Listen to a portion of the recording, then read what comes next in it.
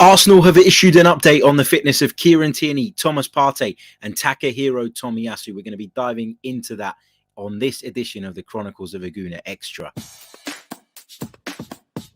I'm Martin Tyler, and you're listening to Harry Symeou.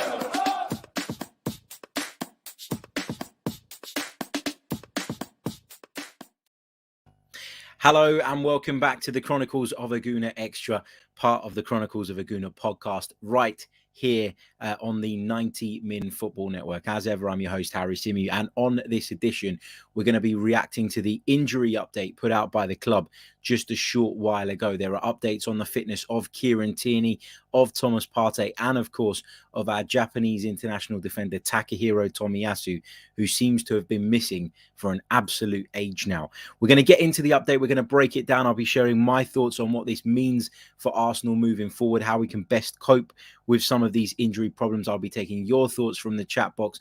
And of course, we'll be taking some questions towards the back end of the show, as always. But first, as I say, let's dive into that update released by the club just a short while ago. Let's start off with Kieran Tierney then. So according to the club's update, which, as I say, came out, an hour ago, Kieran Tierney felt discomfort after a training session in his left knee on Thursday, March the 31st. Further assessments and scans have confirmed that Kieran has damaged his left knee. A specialist consultation took place on Tuesday, and as a result of further discussions with Kieran and our medical team, it's been decided that Kieran requires surgery to his knee. This procedure will take place in London in the forthcoming days. His rehabilitation program will start immediately after the surgery, at which stage a clearer understanding will be established on his recovery timescale. However, it is likely that Kieran will now miss the remainder of the season. He is going to miss the remainder of the season. That's pretty clear to me. So we're going to be without our first choice left back for the remainder of the campaign. That's obviously not ideal. I think the fact that Nuno Tavares, despite looking actually quite good earlier on in the season and looking like he was a very capable deputy, has turned in a few stinkers of performances in recent months, and people are kind of, I think, feeling worse about this Tierney injury than we might have done, let's say, 4 or 5 months ago. But that's because his performances have been so bad. When you see a player come into the side and you're hoping that he can step up to the plate and you're hoping that he can help get you through that period of time, and then he comes in and shows himself to be the complete opposite, it is worrying. And at such a crucial point in the season, it's far from ideal. Let me just take this super chat from Said Abdullah before I continue through this and give you my thoughts on the Tierney situation. Thank you, Said, so much, mate, for your very, very kind super chat donation. It is very, very much appreciated. And it's people like you and the members and everybody that tunes in every day that keep this channel going and give me the ability as a freelancer, as I always say, to commit so much time to it.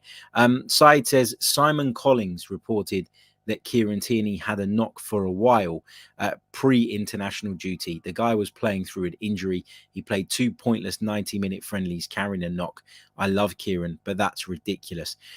Yeah, I think it's a difficult one, Side. I think we can always sit here as supporters of a club and be very critical of an international manager's decision to pick our player. I think it needs to be...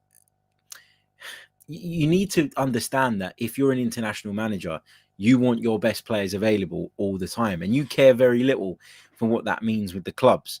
I think that in previous instances, we've seen good relationships between club managers and international managers, whereby, yeah, they're both pulling for sort of the upper hand. The club manager wants to have the final say. The international manager obviously wants to have his player available too. But I think it's in the interests of everybody to keep Kieran Tierney fit. And as you say, he played 90 minutes in 2 pointless friendlies and now faces a real possibility of missing Scotland's crucial World Cup qualifier because of this injury that he's picked up. And you just wonder, if the whole situation had been managed a little bit better, would we be better off and would Scotland be better off? I think, yeah, probably. The problem is, though, here, Said, is that when it comes to Kieran Tierney, this is a recurring thing. Now, I love the player. I adore him. I think he's a brilliant fullback. I think he's a really good defender. I think he's a throwback to what fullbacks used to be when I was growing up. First and foremost, very good, very solid, and very competent defenders. He's also proven throughout his Arsenal career that he's capable of getting forward and helping us in that side of the game as well. So on that basis, I think that we've done, a good job in signing him, and it was the right decision to sign him. But you look at his injury record since coming to Arsenal. This is a guy who arrived injured and has been injured on numerous occasions since. And you just start to think that how much longer can we continue to pin our hopes on Kieran Tierney? Like, how much longer can we look at this guy and say he is the left back that we're going to build our team around, or we're going to shape our defense around, when he's so frequently injured? Somebody popped up a stat in the show that I did earlier on with Mike Stavrou, where it was something along the lines of he missed on average sort of 3 out of every 10 Arsenal games last season through injury. That's just not good enough. It's not good enough. And sometimes players pick up knocks and you think, okay, it's unlucky. Okay, he's picked up this injury and there's not a great deal anybody could have done about it. It's unfortunate that he's going to be sidelined.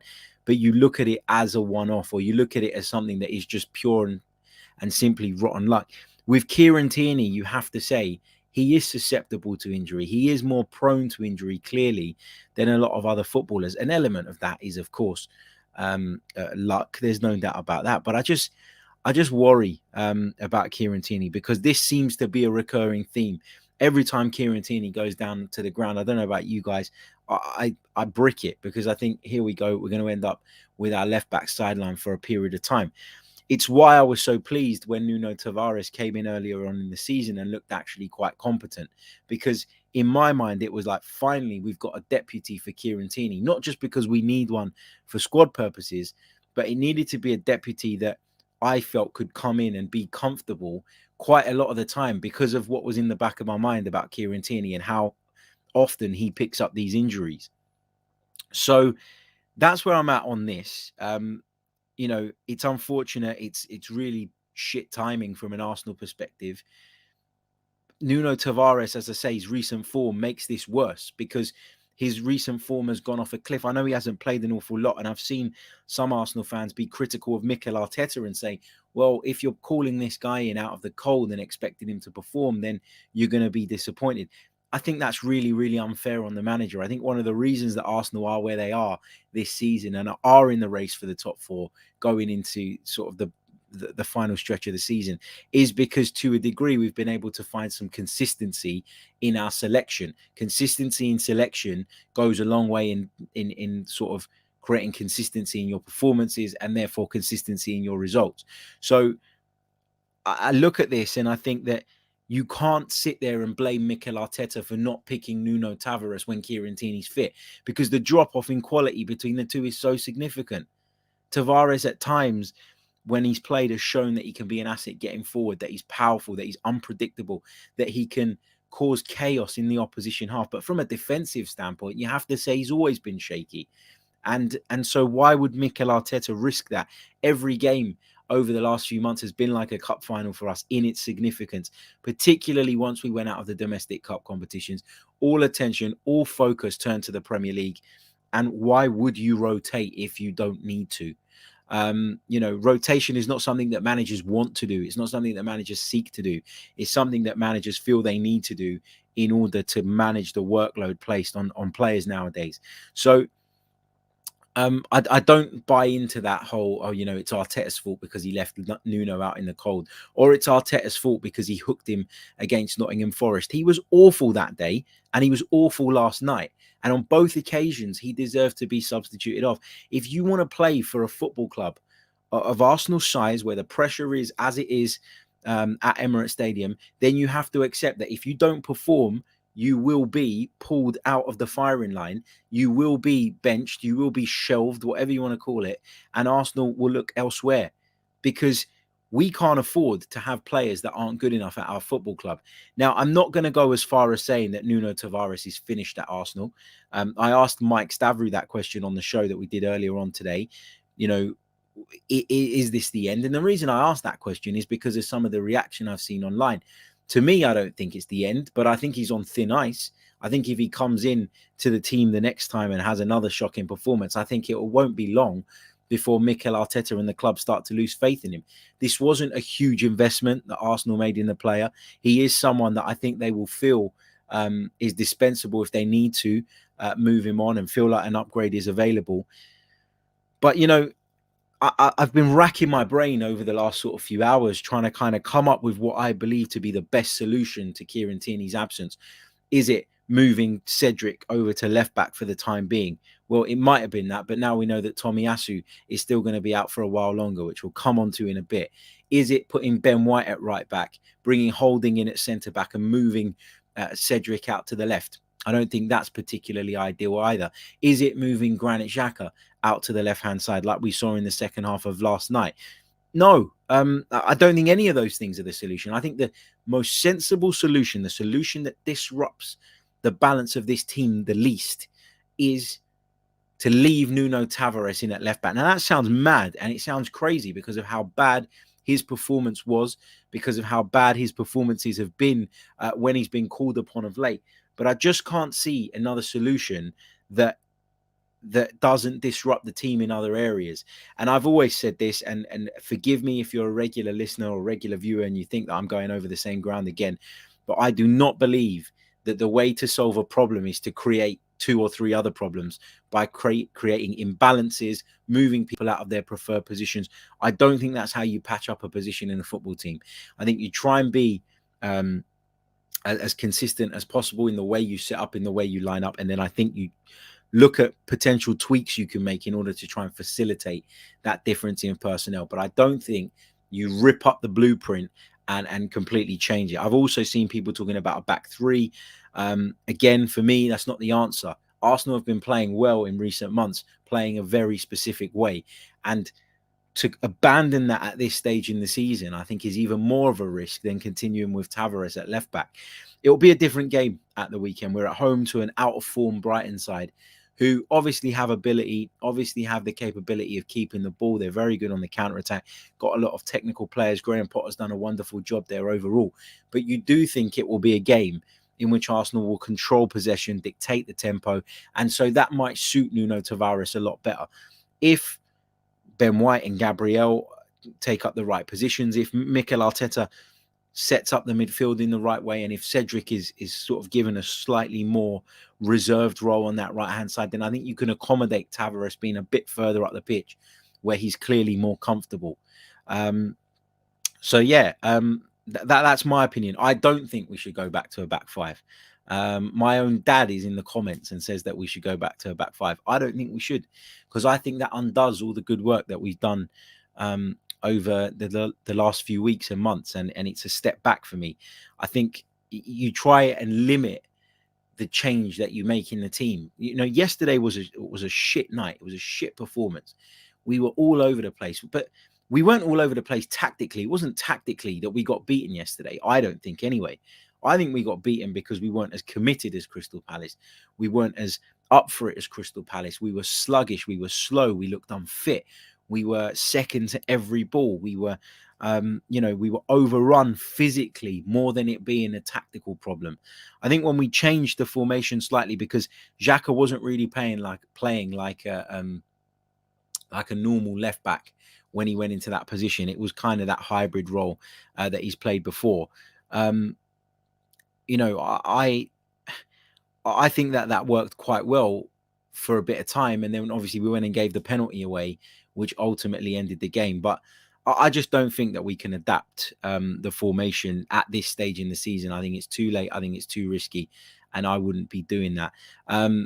He also goes on to say, good old Tony Symeou, the Arsenal man, who is responsible for my obsession and addiction to this football club. So if you don't enjoy the content, it's his fault. He says, if we don't, we will get overpowered. You can't say that we're going to get overpowered by having Nuno in the team over Tierney, when Nuno is much more powerful, much stronger, much quicker. I think that Nuno's got a lot of the attributes that mean he isn't going to get overpowered. It's not power that's the problem with him. It's lapses in concentration. It's bad positioning. It's a whole host of things. But I don't think for me, it's about power with him, if I'm being honest. So I think at least for Saturday, at least for the game against Brighton, you got to stick with Nuno. I don't really see what an alternative solution is that doesn't then disrupt the midfield. You know, you change the shape at the back. You move to 3 at the back. Then you're taking somebody out of our midfield. And then that means we can't press the way that we've pressed in recent months because you've got one less body to do it with. And so it doesn't work and it doesn't fit. So the point I'm trying to make is that you change that one thing, you change the shape, you change everything, and you rip up and you undo all of the work we've done in recent months. So that's why I don't want to see it happen. I do think there has to be a slight tweak in midfield, though. I think that we have to go back, at least for the time being, to the 2-man defensive pivot. So what I mean by that is it can't just be Granit Xhaka sitting where Thomas Partey was sitting and being asked to do that role alone. I don't think that suits Granit Xhaka. So I think that if Lokonga is the one who comes into the team, then him and Xhaka need to sit as that pair and then give Odegaard that license. Again, that does disrupt us in terms of the way we want to press a little bit too. But I think that we need to make up for the lack of stability on the left by adding a bit more steel to the middle and hoping that that means either a Lokonga or a Xhaka can sort of shimmy across to the left at various points and give Nuno the backup that he'll need undoubtedly. Let's move on to some more of the updates. Let's talk about Thomas Partey. The club have released an update on Thomas Partey. What do they have to say on the Ghanaian's fitness, who, of course, pulled up yesterday during the game and was substituted in the second half? It's a right thigh problem. Thomas is currently being assessed ahead of the weekend after aggravating his thigh during Monday night's match at Crystal Palace. So I don't think that Thomas Partey is going to be available for Saturday. Now, that's just what I've sort of heard from a couple of people. I don't think that he'll be available for the game against Brighton. But the fact that he's been assessed ahead of the weekend gives me encouragement that this is not as long-term as first feared.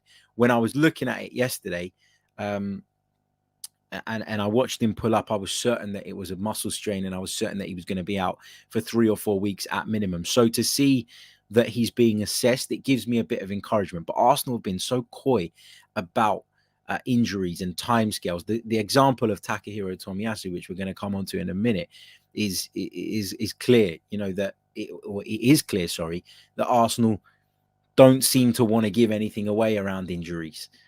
So you have to take these very public sort of outputs of information with a pinch of salt. But the fact that he's being assessed makes me feel better about the fact that this might not be as long-term as we thought. Moving on to Takehiro Tomiyasu, it's still that left calf problem. Apparently, he's making progress in his recovery from the injury that he sustained in February. He had successfully recovered from an injury on his right calf, then picked up one on his left. And it's hoped that he'll be back in full training after the match at Southampton on Saturday, April 16th. So this is why you have to take Arsenal's injury updates with a pinch of salt. For weeks and weeks and weeks, we've been told Takehiro Tomiyasu is touch and go for the weekend. He may well be involved. He may just be a little bit short, but we're confident that he's in contention going into the weekend. And each and every single time, he's not been available for selection and he's ended up being left out. Now we're being told that he's not going to be back for another 11 or so days, which suggests to me that this injury was a lot worse than Arsenal ever wanted to give away. And that's why when I read that Thomas Partey sort of update as well, I am a little bit wary. I am taking it with a pinch of salt because of those exact reasons, because of the fact that they seem to be so quiet and so sort of reserved in the information that they give out on others. They don't want to, I don't know, is it Mikel Arteta? Does he not want to give out information that could potentially help our opponents to prepare? I don't know, but it feels like there's been, I don't want to call it dishonesty, but they're playing the game a little bit with these injury updates. And so, yes, we can only take them at face value because we don't know any different, but I'd be mindful of what these actually mean. Okay, so that's the update. Tierney out for the season. Thomas Partey being assessed. Likely to miss out on Saturday, but hopefully he'll be back in the not too distant future. Tomiyasu still unavailable until at least after that Southampton game on April 16th. Let's take some of your thoughts. Let's take some of your questions in the live chat box, and we shall wrap up the rest of the show with some of those. What have we got? Somebody's asking why they can't see. Why don't I see Harry's dad's chat? Because he's watching on Facebook because he's old school. He's a Facebook man, so that's why. Let's see what else we've got. Said Abdullah agrees with me. We don't have any option. We have to play Nuno. Ostevo and a couple of others are talking about Saka at left back and Pepe coming in on the right wing. I just think Saka's been so important for us going forward this season that if you take him out, we lose quite a bit up top. I think Pepe's good going forward. Don't get me wrong, and I think he's probably deserved more game time this season than he's had. But again, I always go back to that point, and maybe it's because, as I said to Mike earlier on the show we did, I'm scarred by what I've seen in recent seasons. But I just always think that you don't solve one problem by creating two others. You know, you put Saka at left back, you're then creating an issue on the right flank. Is Pepe as good as Bukayo Saka has been this season? I don't think he is. So you do weaken the team in that way. And that's the issue here. You can be so desperate to fix an issue. You can almost, to quote Pep Guardiola, overthink things and come up with silly tactics. And I feel, and I'm not saying that what you guys are saying is silly, but I just think that we're maybe overcooking this a little bit. We've got a left back in the squad who has had a couple of stinkers in his last two performances, but overall has shown at times some signs of promise. Do we sort of hang him out to dry, or do we stick with him and give him another opportunity? I think it's probably the latter. Peanut Butter Jelly Time says, I think the worry is on the bench if we continue to have more injuries. We have no one with quality. I think the manager will rightly have to take responsibility for not buying in Jan. That's another big thing that's been coming up over the last sort of 24 hours. I want to have a little bit of a rant on this, because first of all, the not buying in Jan thing, that might not have been solely down to Mikel Arteta. And the reason for that is because you all saw Arsenal's financial figures come out. Mikel Arteta won't want to add players to this Arsenal squad that he doesn't feel are the right players moving forward. We've been there, done that. We've bought loads of dead wood in over the years. He's made such a conscious effort and he's worked so hard to get so many of those players out of the club to now re-adopt that sort of philosophy of panic buying to get you through a very short period would be hypocritical of everything that he's done over the last 18 months or so. So it would go against the process, if you like. The second thing is, when people talk about the players that we let go, with the exception of Pierre-Emerick Aubameyang, who didn't want to be here, who had fallen out with the manager, had fallen out of love with the club, it seems, based on some of the things he said since, who kind of had enough and wanted out. When you take that into consideration, he had to go. Okay, Pierre-Emerick Aubameyang was stinking out the place from a sort of attitude perspective, from a cultural perspective. We could all see that. And we've been largely better since he's departed. All right, forget yesterday. We weren't very good. But overall, we've been much better as a team. We've scored much more goals. We've been a much bigger attacking threat this season than we were at the start of it when Aubameyang was in the team week in, week out. So forget the Aubameyang talk. Outside of Pierre-Emerick Aubameyang, all of the players that left Arsenal during the January transfer window are shit. I'm sorry to use that term, but they are. Not a single one of them has made me go, oh shit, man, we made a mistake getting rid of him. Ainsley Maitland-Niles, who everybody was ranting and raving about when we let him go, has gone to Roma, cannot get in the team for shit, has performed awfully, has played right back, left back, centre back, all different positions in a desperate attempt to force his way into Jose Mourinho's plans. And Roma have already made it clear that they have no intention of signing this guy when the season comes to an end. They thought he could come in on loan and do them a job. He hasn't done them that job. They've been completely unimpressed. There's reports coming out of Italy, left, right, and centre, suggesting that his attitude, the same thing that I've been bleating on about for a number of seasons now, is getting in the way of him sort of doing his job properly.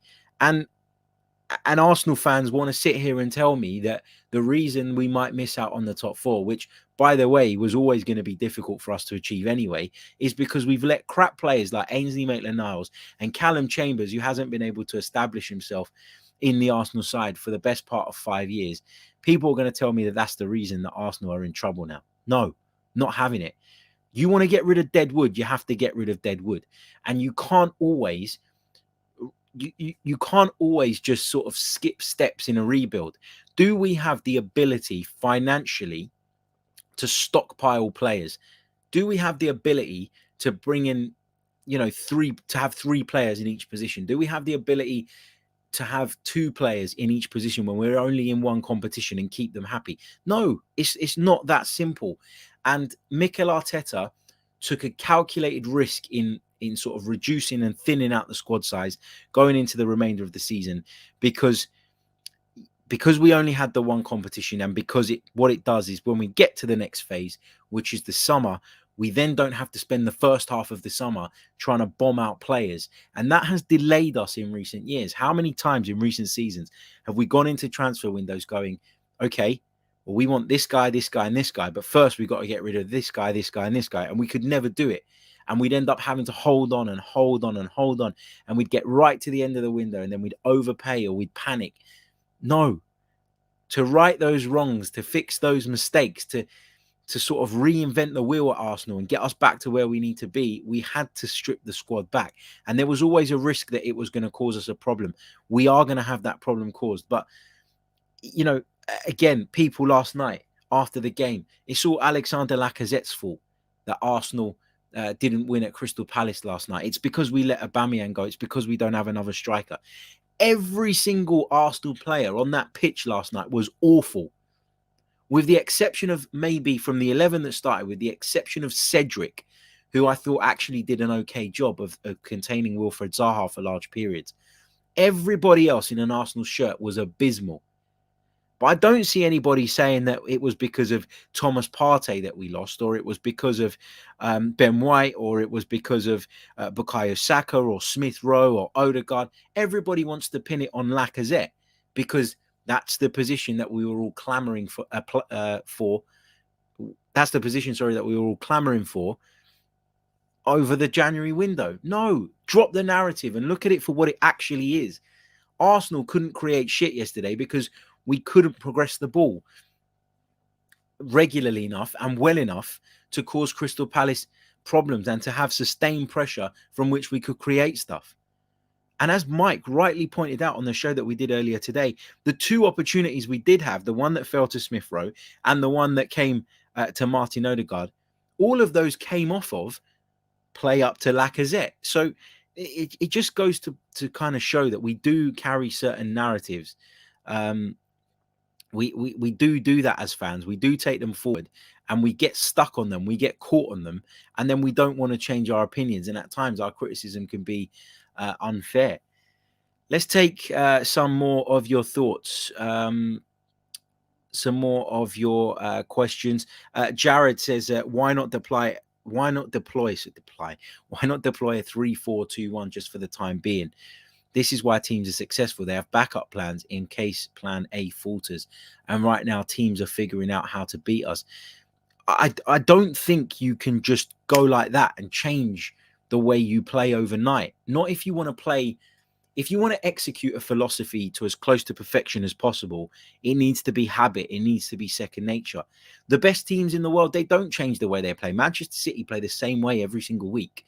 Liverpool play the same formation and the same system every single week, regardless of what personnel Klopp brings in, regardless of what personnel, Manchester City bring in. If you look at Chelsea at the weekend, what did they try and do? They tried to get clever. They tried to change it up to accommodate a few changes ahead of their Champions League game, and they got absolutely battered at home by Brentford. The point I'm making here is that it's much easier said than done to just click your fingers and almost say to the players, right, everything that we've been doing over the last few months that has become second nature to you guys, we're just going to forget that, park it for a minute. And now we've got to learn a completely new way of playing in the space of, Wednesday, Thursday, Friday before the Brighton game. It's not going to happen. And yeah, maybe Mikel will decide to do that. Maybe he'll change it up. Maybe he'll feel that he has to. Maybe he'll feel he has no choice. A lot of people are saying that. I just think that that carries a greater risk than just sticking Nuno at left back. If we were playing away to Spurs on Saturday, my view would be different. If we were playing away to Chelsea on Saturday, if we were away to Man United, I wouldn't be saying just stick Nuno in at left back and keep going as we are and try and keep things as close to the same as possible. But we're at home to Brighton, and that's why I feel like we might just get away with it this weekend. Amira says, hi, Harry, do you think some of the fans are scapegoating Nuno? Yes, he had a stinker yesterday, but who didn't? Gabriel and Xhaka didn't really help him either, especially being the senior players. Gabriel was awful yesterday. Awful. And not for the first time this season. He's had 3 or 4 games like that in the Premier League this season where he's been found out, where he's been really chaotic. He's been really rash and all over the place, and his positioning has not been right. And he's had problems. And it makes you wonder if Kieran Tierney being there kind of helps keep Gabriel in check in terms of his positioning. Does he use Kieran Tierney as a bit of a marker to kind of know where he is and where he should be? Potentially. Look, Nuno was bad, but Gabriel was just as bad last night for me. And obviously he seems to have escaped the criticism in comparison to his colleague on that one. Colin says, do you think we should or we could or should recall Ainsley Maitland-Niles from Roma? As far as I'm aware, there isn't a recall clause in that loan deal that saw him join Roma back in January, but I don't really want him anyway, to be honest. I wouldn't trust him at left back in his current form either. So I don't really think it solves the situation, but a good point. And I'm sure one that a lot of people were thinking. Christoph says Nuno was brought in as the backup. He needs to play himself back into some form. Do not read just the entire squad. I feel let's move forward with some confidence. The club will come good. I think so too. I still think we're moving in the right direction. And as I've said to you guys before, one-off results don't undo 18 months worth of good work. You know, as I've said already in the post-match reaction to this Crystal Palace defeat, for me, the bigger worry is about how we cope with these injuries more than what that actual one result in isolation means. Moving on, the Onyx says, Lacazette is crap, Harry, stop it. He's been poor. He gets praised for playing good football, basic stuff, and he does that 70% of the time. I'm not saying that Lacazette is the perfect striker. I've always acknowledged that we need to upgrade on him. The point I'm making is that to pin last night's defeat on Lacazette when everybody was crap is unfair. And the 2 good moments that we did have in the entire game, he was at the epicenter of both of them. All I'm saying is that, yeah, we need to upgrade on Lacazette, but let's not, 2 weeks ago or 3 weeks ago, we were talking about what a great link-up player he is and how important he is to this side, how much work ethic he gives us, how important he is to the collective. And now, because we didn't score a goal, we want to pin it on Lacazette that we were rubbish yesterday. Everybody was rubbish. Every single one of them. Moss Sports Talk says, Harry, I guarantee that Mikel Arteta has introduced and worked on a back 3 as well. I wouldn't rule it out. I wouldn't rule it out at all. I think that Mikel Arteta has shown in the past that he's quite willing to change formations, but I just think he got to the point where he settled on what he wanted, and maybe it took him a bit of time as a manager, still being in the infancy of his career, to kind of establish exactly what his philosophy was going to be. But I think he's found it now, and I don't see him changing that. So I'd be surprised. I'm not saying he won't do it, but I'd be surprised if he did. Let's see what we got here. Flux GT says, given Kieran Tierney's propensity to, if not put country before club, at least play himself into an injury whilst on the international duty, would you sell him in the summer and bring in a reliable left back? I said this at the start of the episode. You've got to ask the question about Kieran Tierney, right? I don't want to see him go. I really like him. I think when he's at his best, he's brilliant. He's solid. As I said, he's shown that he can influence games going forward as well. He's obviously got the right attitude. He displays the right values. It's why Mikel Arteta has made him the vice captain following Aubameyang's departure. He's got so much going for him. But this injury thing, it isn't a one-off with Kieran Tierney. It's a regular occurrence. And when you have this problem over and over and over again, it makes it difficult to plan. It makes it impossible to include him in your sort of your core group of players. You know, every great team has a core group of players that are available regularly and selected week in, week out. And in Kieran Tierney, we've got someone who, yeah, he's one of the first names on the team sheet when he's fit, but he's not fit often enough. So I don't want to sell him. I don't want him to move on. But do I think that he can ever really put all these injury problems behind him and ever be consistent over an entire season? No, I don't.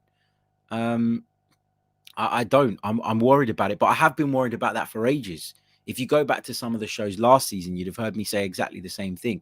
So this is not new. This is not an overreaction to Kieran Tierney picking up his latest injury. The thing about putting country before club, a lot of footballers put immense value on playing for their country. It's a proud moment for them. And I wouldn't ever want to sort of dig a player out for being patriotic and being sort of, giving his all for his country. I think that's something that's maybe been lost in modern football, that sort of pride that you take in representing your country on the international stage. So I don't want to take that away from Kieran Tierney. I don't want to knock him for that, but his ongoing injury issues are certainly for me a big problem. Odradek says, is Vieira, in your opinion, a good or bad manager? I think, look, Patrick Vieira has done a sensational job this season. There's no doubt about that. I think he's done wonderful things with Crystal Palace. He's got them playing a much better brand of football. He's got them being a lot more progressive, a lot more on the front foot in terms of the way they play. He's recruited very well. I think his centre-back partnership is very, very good. They're not only very strong defensively. I mean, I think I looked at it yesterday going into the game. 13 draws suggests that they don't get beaten very often in the Premier League. So 13 draws. You know, let me just quickly have a look at wins as well. But whatever the situation is, sort of digging into the stats and deep diving into that, Crystal Palace, 9th place, 37 points on the board.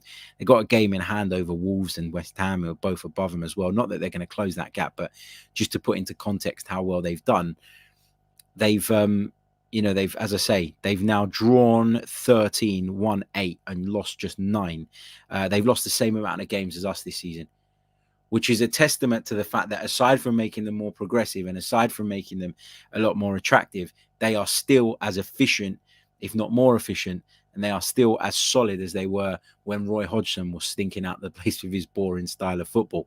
So Patrick Vieira has done a good job. I will say this, though. I will say this up front. Patrick Vieira, I believe, will struggle next season. I think that Crystal Palace will get found out. I think that what he's doing is brilliant, but is it sustainable at a club like Crystal Palace? I'm not sure. I think that the fact that I've always questioned how good Patrick Vieira is as a manager in the past because of the previous jobs and how he fared in those means I can't get carried away by this and say, yes, he's a great manager straight away. We all know what type of character he is. We all know what type of man he is. We all know sort of, how much of a competitor he is, but that doesn't only make you, like, that alone doesn't just make you a good manager. So let's see how he fares over the next couple of seasons. He needs to do it for a couple more seasons for me before we can start talking about him as being one of the best on the circuit. Don't forget, hit the like button, subscribe to the channel if you are new. Really do appreciate all of you guys' brilliant support. As I say, we're on the road to 20,000 subscribers on YouTube. We're around about 400 away from that now, hoping to get there by the end of the season. I'm sure we can if we keep things up the way they're going. So please do feel free to do so if you haven't done so already. Just a quick update that we do have another prize available over on footballprizes.com, our partners at the moment here on the Chronicles of a Gooner podcast, for your chance to win a Patrick Vieira signed and custom framed Arsenal shirt or one of the 13 instant win prizes available on the website. All you need to do is click on the link in the description, head over there, purchase your ticket for £3.95. 199 tickets will be in the draw. The competition ends Thursday, 7th of April at 7:30 p.m. However, 140 of the 199 tickets have already been sold. So there's a good chance that this won't run until Thursday. The auction, the competition could end well before that. So if it is something that tickles your fancy, do get involved ASAP. Okay, I am going to take a short pause. In the meantime, fill up the chat box with some more of your questions. Okay, let's do this. GB, going back to my Vieira comments, he says, clip this because Patrick Vieira is going to have Harry eating humble pie next season as he had so many this season. Yeah, Patrick Vieira had loads of people eating humble pie this season for sure. But I think that he's still got a long way to go before we can talk about him as being one of the best managers in the Premier League. I think it's very, very early days. He didn't do very well at Nice, I didn't think.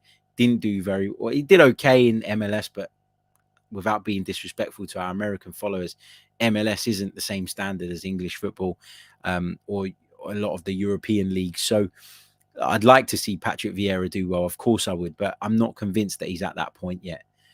What else have we got? Just sort of building, reinforcing the point I made about them being very difficult to beat and a very stubborn opponent. Palace haven't lost this season when scoring first, according to Sam in the chat. Moss says, if Tomiyasu is still out, would you like Cedric perhaps at left back? Would you give young Swanson a go at right back since not wanting to go to a back three, which fits the personnel at the moment? No, no. As I say, I don't want to see Cedric at left back. I don't want to see Ben White go right back. I don't want to see any more tinkering with the team than is necessary. Look at it this way. If somehow Thomas Partey is able to pull through this injury, as I said, I don't think he's going to be available against Brighton, but if he was able to get through this injury and make himself available for the next fixture, you might look at that team and think that actually it's only one player different to the team that we've been working with over the last sort of few months that's been very, very successful. And then that is a minimal disruption of what's been working well. And that's my opinion. Look, a lot of people have different views. A lot of people look at football differently. That's the great thing about this game. It's something that, we're all, we're all entitled to have an opinion on, and we all have very different opinions on because people read it, understand it, and see it all differently. But to me, if I were a manager, my philosophy would be, I've worked for. If I were Mikel Arteta, I've worked for ages to get rid of the dead wood from this team, to develop a style of play, to recruit players in the summer that can play my style of play, to get players in who will complement what it is I'm trying to do, that can carry out my ideas on a football pitch. This is what we're going to do. And over the course of the season, Arsenal have been so much more consistent than they have been in recent seasons. Arsenal picked up, going into the game against Crystal Palace, 13 points more at that stage of the season than we had the season prior. That's a massive improvement. That's a huge improvement. 13 points is big. And then you consider, as Craig so brilliantly puts, hope you're well, man. Welcome to Craig, Mr. Same Old Arsenal himself, joining us in the live chat on Facebook. As he rightly points out, we talked about it earlier on, to pick up 15 points from the last 18 available away from home is pretty damn good. We were due a defeat. That's not to say that the performance was okay and that the performance was acceptable and that we should all just say, oh, don't worry about it and move on. But a bit of context here, a bit of calm is what's necessary. Nuno Tavares could be coming in on Saturday and play an absolute blinder at home to Brighton in a game, as I said, where I expect him to be on the ball more, to be further up the pitch, where he, in my opinion, is a lot more comfortable. He could do that and turn it around. And I think there's more chance of him doing that than there is chance of Arsenal morphing into a different formation, ripping up their game plan and playing in a completely different way with just 3 days to prepare, and that being good enough to get us over the line in the top 4 race. I'm playing a percentages game here. I think there's a greater chance that Nuno Tavares, one player, turns his form around than there is that we can get a tune out of Cedric going over to the left side and Ben White moving out of the heart of the defence with Gabriel to play in another position, and then Arsenal completely changing the shape of their midfield and then abandoning the press that we've been playing with because we now have one less person in midfield. You're asking me to change too many things. You're asking me to worry about too many different factors, when in actual fact, if you stick with Nuno, I only have to worry about one going into Saturday's game. 2 in the absence of Thomas Partey. But it's still less than the 4 or 5 tweaks and changes that you're asking me to make by completely switching up the formation. So that's my view on it. I think when you get into a rhythm, when you find a way of playing that works, when you find a philosophy, you need to do your utmost to stick to that as much as you possibly can. Do you need to make tweaks in certain games? Yeah, you make tweaks. You don't make wholesale changes. And the very best coaches in the world, the Klopps, the Guardiolas, these are the guys who have a very clear identity in the way they play football, who can bring players in seamlessly without them having to adapt to roles that are alien to them. It's all built on having a philosophy at the heart of everything that you do. In the olden days, it was different. And I think that generational difference prompts a lot of people to go, oh, you know, and my dad is a prime example of that, right? My dad, who was in the chat, I don't know if he's still watching, was in the chat a little bit earlier on, was saying that we should change the formation. Now, this is a generational difference that we have. I don't think his opinion is necessarily a bad one. I just don't agree with it on the basis that I think football's changed. And he will always say to you, George Graham is an absolute hero. And when we were sort of critical of Wenger towards the back end of his tenure, my dad would always say, when we used to go and get beaten heavily away from home, he'd say that would never happen to a George Graham team. And I agree with that.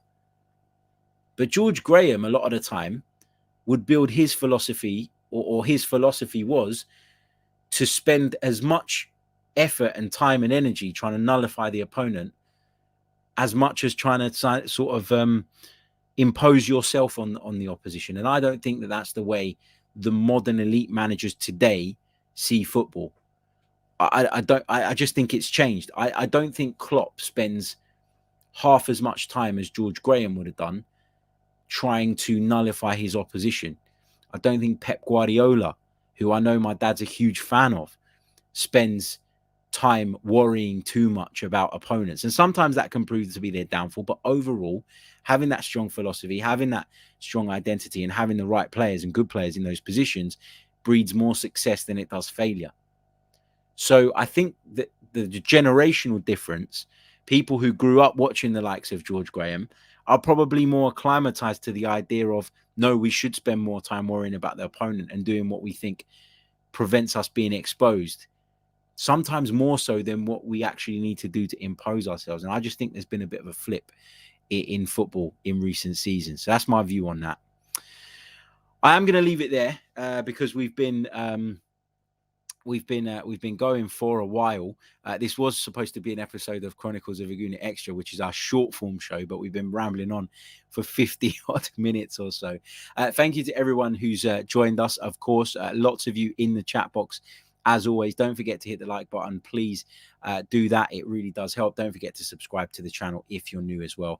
I'll be back soon with some more Arsenal-related content. For the time being, keep calm, relax, put this one behind us. Focus turns to Brighton at the weekend. Win there, bounce back, and we'll look at where we are come next week. I'll catch you all very soon. Until next time, goodbye. I'm Martin Tyler, and you're listening to Harry Symeou.